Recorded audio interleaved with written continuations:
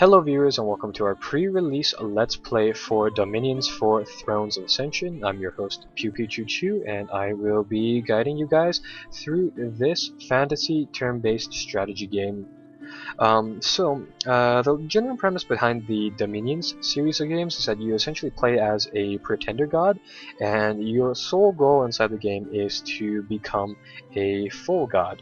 Now, every single pretender god does have a faction to go along with them, and obviously you are not alone in your quest. There are other contenders for the full title of Omniscience, so you must essentially go out and either beat the crap out of them or essentially secure all the thrones of Ascension to solidify your position. So anyways, let's begin the game by randomly generating a map, and we'll just name that LP and get ourselves started here. The one thing about this game that a lot of people should take note of is that it's made by the guys at Winter Game Design, and they make these really elaborate strategy games with a ton of different content. So yeah, there's definitely a lot of stuff to cover here. First and foremost, we need to pick a faction for ourselves and a demigod, a pretender god in other words, and as you can see here, there is a large amount of different factions to play as. We are going to be playing as, excuse me, the Phoenix Empire down here of Brirtos, and essentially that'll select our faction, but afterwards we will be having to pick out what our demigod is. So as you saw back there, there's a large amount of different factions present inside the game. The game is actually split up into 2 or 3 ages, and each and every single age has a different cast of factions, each with their own set of unique units. Some factions I think go from stage to stage, so I guess like some factions may have slightly similar units, but generally speaking, the amount of content inside this game is really large. So I hope I've given you guys enough time to read their little description on the Phoenix Empire here, but for people who don't necessarily want to do all of that reading, it's essentially saying that we are playing as a race that has a slight focus on sailing coastal cities. We use human infantry and war elephants, and we also have access to quite a lot of different schools of magic. And okay, well, second part, like I said, is to pick our demigod. We have to start by choosing one from the large amount of templates available here. So obviously this game has a lot of inspiration from like mythology from various different cultures. You have some things like the Titan of Heaven here, influenced by Zeus, and he's some guy who throws lightning, has decent stats. And then you have some of the more weirder ones, like the Fountain of Blood, which is a immobile demigod who essentially sits in your capital, but he's fairly strong if you can play him in your faction and with a particular build that goes nicely with him. Down here where is the Phoenix, which is essentially what we are going to be playing as, seeing as how the nation's name is the Phoenix Empire. I mean, I guess it makes sense, right? And the cool thing about him is that while he isn't necessarily all too strong in battle, he is immortal, so you can actually just keep on resurrecting him, which is rather useful. The second part of building our little demigod here is that once we've selected template, we can essentially choose what skills our Phoenix has and what blessings he grants upon our faction and our military. So we're going to give ourselves 6 Dominion Strength, 3 Productivity, and -1 in the Misfortune tab here. So essentially what this does is that for the Magic tab, we've set up our Phoenix to have level 5 Magic, about level 5 fire magic ability, level 4 air magic ability, and the higher you boost these magical traits, the higher your blessed effects go. And one tactic would be to say pick like the Fountain of Blood, something that's immobile, imprison your god so then you get some more design points to spend on your god template here, and really jack up the amount of magic that your leader has, so then you get like flaming weapons if you have 9 or above in terms of fire magic, and just really do stuff like that, right? A type of playstyle that we're going for here is essentially we're going to be using our demigod as both a frontline commander and somebody inside the backlines who's going to be researching.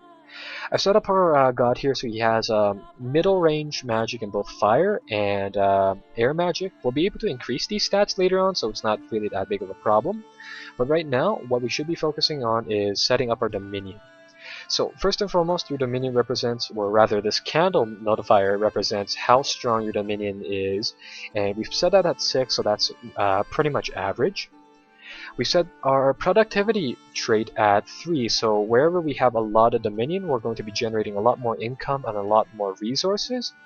One of the bad things about having such high productivity is that we're going to have something to balance it out, seeing as how we're going to run out of design points if we don't get one level of misfortune. That's kind of why we decided to pick that up. There's a few more different dominion traits that we could talk about, but this game has a lot of stats and I really don't want to confuse a lot of people, so let's just kind of jump on into the game here. One of the things about the dominion games is that like they are a little bit based upon multiplayer, so the single player inside the games have been gradually getting better with every single little bit here, and I feel like Dominions 4 is actually the one with the most solid multiplayer AI for now. So that's rather good. But one of the major changes that they did right now is adding the Thrones of Ascension things. So there's effectively 3 different ways that you can win the game. 2 of them involving effectively conquering everybody, and 1 of them involves taking the Thrones of Ascension, which are essentially these little thrones on the map here. So how you essentially win is that you can either reduce your opponent's provinces to 0, and their provinces are going to be represented by this little banner here that's flashing inside the background, or alternatively eliminating their faith by taking away all of their little white candles like this and putting that into 0. And I've already talked about capturing those thrones. So let's begin by just kind of setting up the early game here. On the side of our screen here we have 3 different commanders, 1 being our demigod, 1 being a military commander, and 1 being a scout. So what we're going to do is that first and foremost we're going to get our demigod to be set on research, so he's going to try to unlock some magical spells for us. We're going to get our scout and we're going to make him a prophet, making him a second in command of sorts to our demigod. So he's going to help us out by spreading our dominion around, and we're going to get our military commander to just kind of sit in base for now. So now that is kind of done, the first phase of the game, before we get on conquering either Thrones of the Dominions or taking the fight to our opponents, is to just kind of check out the terrain and kind of figure out what we want to do. Because we're playing as the Phoenix Empire, we do start automatically. We're guaranteed to start right off on on one of the coastal tiles. This is the map here. It does the Pac-Man map thing, where it's a wraparound map, so you can get from one side of the screen to the other one, really easily. So, first and foremost, we do kind of have to take a look at what exactly is around us and how that's going to affect us. So, we got a few provinces here, and they appear to be fairly rich, just going off the provincial information available to us right now. So they have 118, 115, 104, and 92. So I generally use that value as the general provincial value. And it looks like we have some mountains to the east of us, and some swamplands to the south of us, and some towns afterwards that. So these forests, these forests and mountains, they produce low income, but they produce a lot of resources. These towns and farmlands over here produce high income, but low numbers of resources. And the swamplands are pretty much produce neither. They're just kind of crappy little tiles that I believe do produce some magical things every now and then.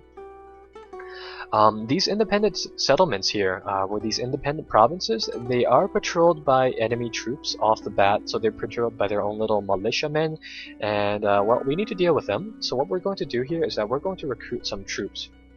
I'm going to start off by recruiting 4 war elephants, and I'll talk a little bit more about recruitment later on.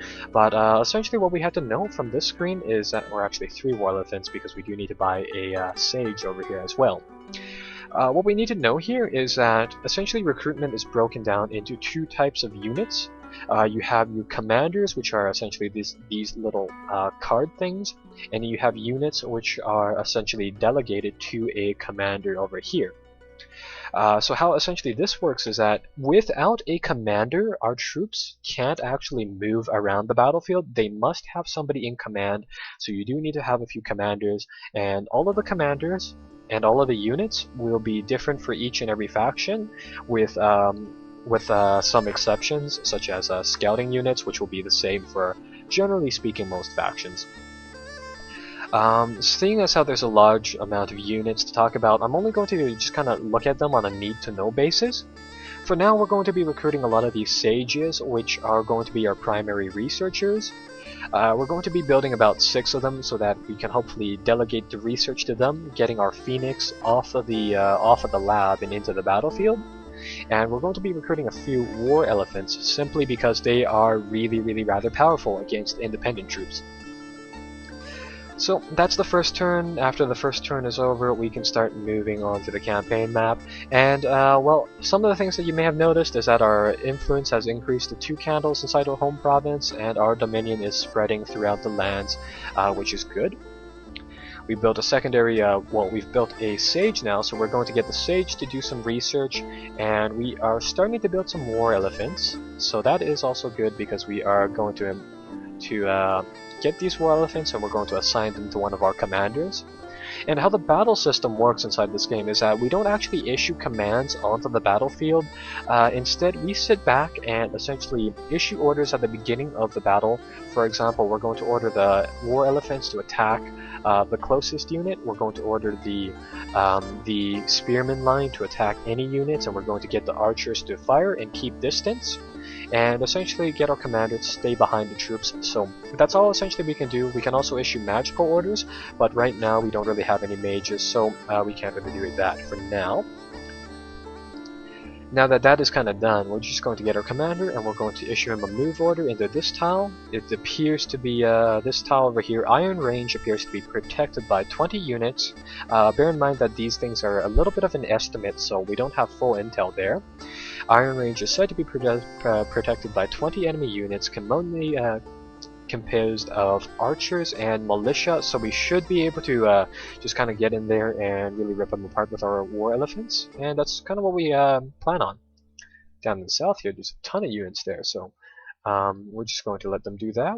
Forgot to change our magical research, but we're going to be focused on the school of evocation at the beginning of the game, which is essentially offensive spells, and I'll talk a little bit about magic as it kind of comes up.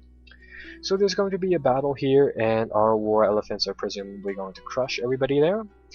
We can actually view the battles, and I think I'll do one view battle for now, but generally speaking, the independent battles will be really one-sided towards us. So yeah, we have our troops assembled here, and then now we essentially just wait for our troops to do actions on themselves, on their own. One of the things that I really want to note before our war elephants get up to their ranks is that the reason I bought so many of these war elephants is that while they are pretty expensive at 100 gold a piece, they have this trample ability, which makes it so that they are effectively gigantic walking tanks in that they can just squish every single troop on the tile beneath them, so they can effectively crush about 6 guys per turn. And facing against these independents, give it a moment. Yeah, so they'll just essentially crush all of the independent troops.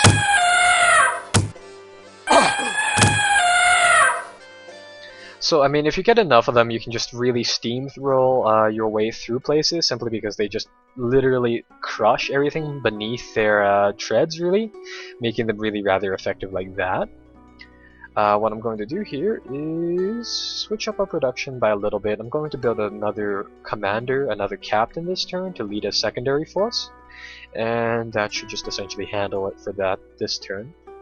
Over the course of the game, we'll be essentially discovering magical sites inside the various different provinces. For example, here we found an arena, which brings in a little bit of gold every turn, but the arena actually plays another role inside the game, where every single year there's going to be a tournament held at the little arena magical site there, where effectively every single nation or every single demigod sends a champion to the arena, and then they brawl it out for a magical prize, which is really cool. As we capture more and more lands here, what essentially happens is that your castle over here, or your fortification, represented by the little icon, the little picture here with the 2 stone towers and whatnot. If you have a fortress in one tile, all the adjacent territory next to it is going to essentially siphon off resources into your castle or your fortification, and then you can effectively build more troops so long as you have control of the nearby provinces, right? So what we're going to be doing inside the early game here is that inside this game, it's rather easy to win if you have the early game advantage, and a part of getting the early game advantage is to be really pushing onto the nearby tiles at the start of the game here. So what we're going to try to do is that we're going to get our armies to really get ourselves an early little bit of control here, and then afterwards we'll be taking a look at magic and then finally finding the enemy and defeating them, really. So another battle's being fought. This time we fight some we fight some deer tribe people. So let's view this battle and see what happens. So this time, yeah, same formation, archers in the back, elephants in the front, and this time they have a little more troops. Hopefully our war elephants just crush them once again.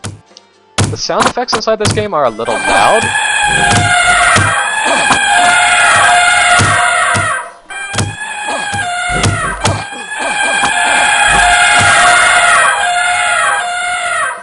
Well, it's rather unfortunate that the sound effects are a little loud, but as you saw there, these war elephants, they are really rather offensive, simply because they can just crush everything. So with that said, we don't necessarily need to build them anymore. We only need a few of them because they do have rather high upkeep costs. So we're just going to switch on to building something else, and we're going to bring our forces back just like that. So with that said, let's see what we've gotten from here. Oh look, it looks like we found another magical site. This time we found a place that produces 1 snowball per turn. And what these little snowball things, gems, represent up here is that later on inside the game, our main currency isn't going to be resources and income. It's going to be magical gems and blood slaves. So it's rather important that we do find those magic sites early game, such as the Lake of Reflected Time over here. And these are just sites that are going to produce us a nice little sum of gems every single turn and whatnot, giving us a little bit more magic inside the later portions of the game. So let's see, let's get our forces balanced out here. So we're going to do something like that, and I want 2 forces effectively patrolling the lands and essentially swathing the place, taking over territory for us. It looks like there's quite a lot of militiamen inside this tile right here. Our scout is here, so we do get a little bit more of an accurate reading. So there's 70 troops. It's a good thing that we have 2 armies over here with 4 elephants, so they're going to be brought down. They're hopefully going to smack that place down. I have a feeling we're going to be needing like roughly around 2 more sages for research, so we're just going to continue building those. And as soon as we have enough, I'll tell you guys why we need them, because we need to because we do need to just kind of progress gradually inside this little campaign. So yeah, there's going to be a lot of militiamen here, but they're going to be humanoid units. They're not going to be large humanoid units.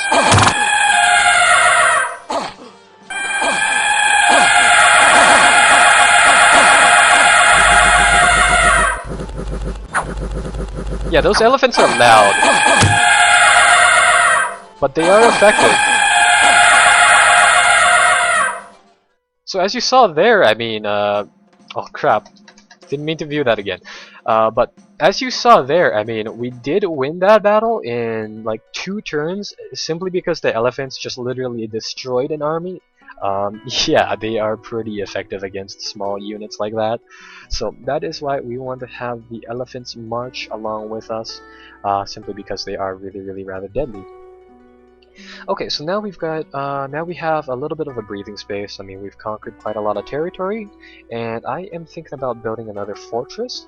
So instead of building these sages, we're going to build another commander, and then we're going to build a priest and then some mages to cast some deadly spells for us. So our elephant armies are going to continue to advance. In the meantime, let's take a look at our research. Unfortunately, I did waste a little bit of research on construction, but we are focusing on the school of evocation magic simply because this is where all of the offensive spells lie. How spellcasting is presented inside the game is that you essentially research for new spells, and as you get newer levels of magic, more and more spells become available. And how spells are cast is that every single spell will have a level of magic required to cast it. So, for example, Fireball requires a Tier 2 Fire Mage to cast, and we go back to our capital here, you'll notice that our little Phoenix here has level 5 Fire Magic, which will allow him to cast Fireball. So as you gradually go higher and higher up in this tree, you'll get access to more and more deadly spells.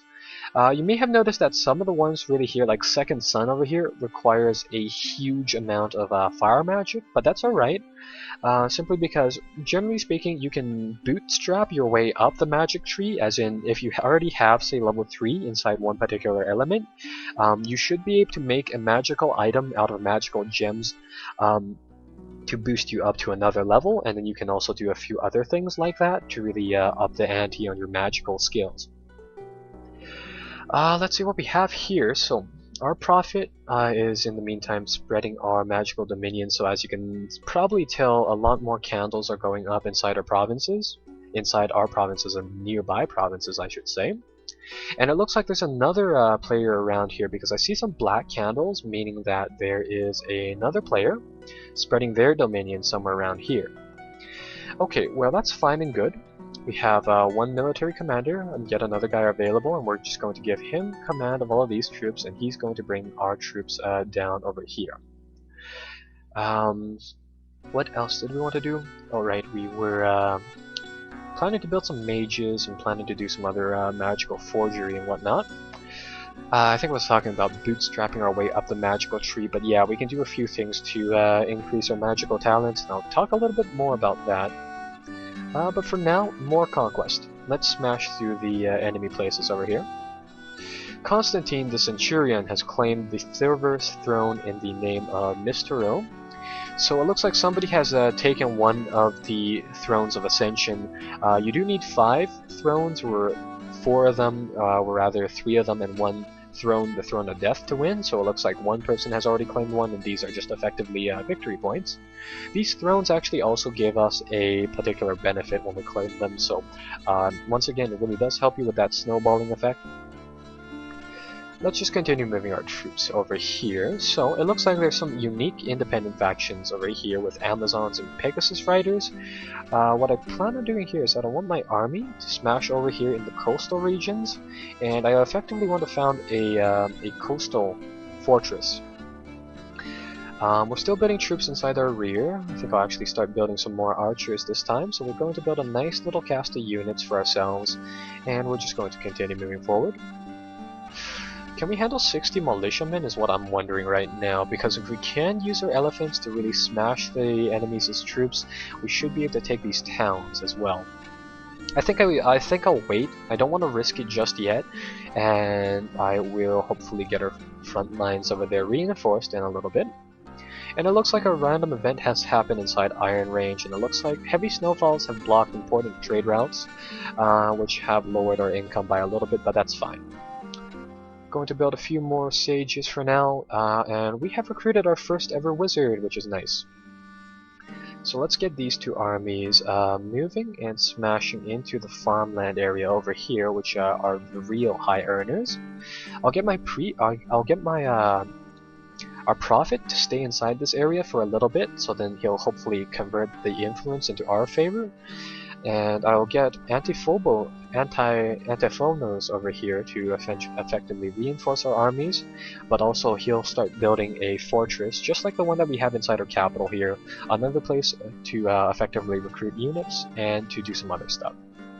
In the meantime, as we conquered territories over here, bear in mind that the AI factions and in your games, I suppose, the multiplayers will be also doing their own little thing. So we're in the highway to the middle stage of the game, and that is more or less centered upon magic. So I'm going to get our mage here, Argias, the Stormcaller, with his tier 3 mage level in water and tier 2 in air, to go around provinces, and he's going to start to find magical sites for us in his respective traits of magic to hopefully give us a few more magical gems inside those areas. So it looks like there were a few battles, and it looks like we were actually able to... Oh! It looks like there was a special battle here. It looks like we found one of the AI factions, and they actually also have access to war elephants too. I'm going to get Antiphonos over here to start constructing that fortress, or rather he is going to start constructing that fortress after we stop building some troops here. And he's going to construct that fortress right there, so that's going to help increase our income and whatnot. And in the meantime, our forces over here are going to essentially just raid the green factions' provinces here. Because we had a scout inside their territory, we can actually look into their battle and essentially take a look at what troops that they have, which is rather useful. So we're going to be doing that, and we're going to be learning a little bit about the troops of this faction. But before that, I have a feeling that we should probably end the first part of the video. I'll come back, so then I'll do that in a separate part of the playthrough, really. So I'll see you guys then. Be sure to like and subscribe. Next time, while we're back, we're going to take a look at different types of units and what they can do. So, till then, be sure to like and subscribe.